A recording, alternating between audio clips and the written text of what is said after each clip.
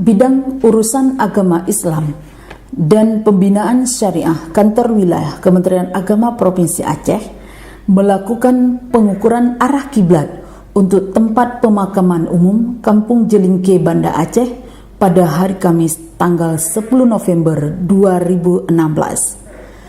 Ketua tim Ustadz Muzakir mengatakan pengukuran tersebut dilakukan atas permintaan warga setempat. Menurutnya, tim hanya akan turun jika ada permintaan dari warga melalui kepala desa.